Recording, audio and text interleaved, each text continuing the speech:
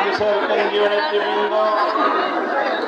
বাংলাদেশ খেলাফত মজলিসের জেলা এবং স্থানীয় নেতৃবৃন্দ, সহযোগী সংগঠন সমূহের প্রাণপ্রিয় নেতৃবৃন্দ, বাংলাদেশের প্রান্তিক এক অঞ্চল জেলা শহর লালমনিরহাটের বিভিন্ন প্রান্ত থেকে, পাটগ্রামের বিভিন্ন অঞ্চল থেকে আজকের এই ঐতিহাসিক জনসমাবেশে সমবেত আমার বাংলাদেশ খেলাফত মজলিসের নেতা কর্মী ও সংগ্রামী পাটগ্রামবাসী, লালমনিরহাটবাসী, আজকে প্রতিকূল আবহাওয়া উপেক্ষা করে রাত গভীর পর্যন্ত দীর্ঘ সময় ধরে বৃষ্টিতে ভিজে আপনারা যারা আজকের এই গণসমাবেশকে সাফল্যমণ্ডিত করেছেন, দীর্ঘ সময় পর্যন্ত অপেক্ষার প্রহর গুনেছেন,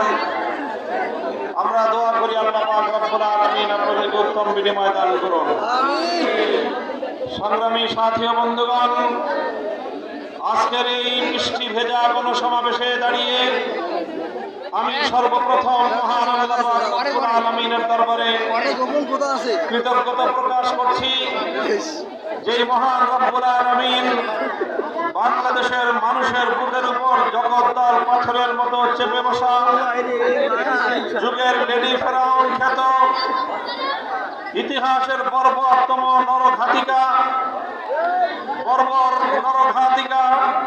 অত্যাচারী জালিম শাসক স্বৈরাচারী শেখ হাসিনাকে উৎখাত করে দিয়ে এদেশের মানুষকে মুক্ত বাতাসে নিঃশ্বাস গ্রহণ করবার মতো সুযোগ করে দিয়েছেন। সংগ্রামী সাথী ও বন্ধুগণ, এই স্বাধীনতা অর্জন করতে গিয়ে, ফ্যাসিবাদ মুক্ত বাংলাদেশ করতে গিয়ে, বাংলাদেশের ক্ষমতার মসনদে আসীন ভিনদেশী এজেন্ট এবং এই চর সরকারকে উদ্ধার করতে গিয়ে বহু রক্ত দিতে হয়েছে দেশের মানুষকে। 2009 সালের পিলখানায় 57 জন দেশপ্রেমিক সেনা কর্মকর্তাকে জীবন দিতে হয়েছে। 2013 সালের শাপলা চত্বরে নবী প্রেমিক তৌহিদি জনতাকে জীবন দিতে হয়েছে। 2021 সালে বাংলাদেশের স্বাধীনতার সুবর্ণ জয়ন্তী উদযাপনকারী মুসলিম ঘাতক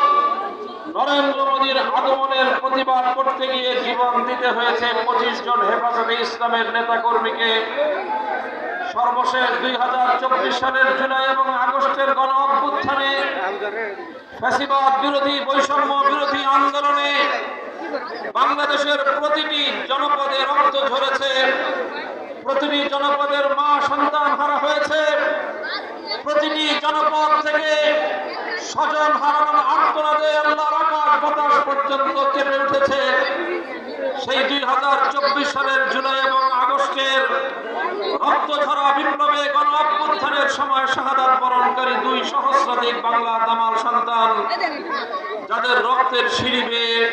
বাংলাদেশের মানুষ 2024 সালে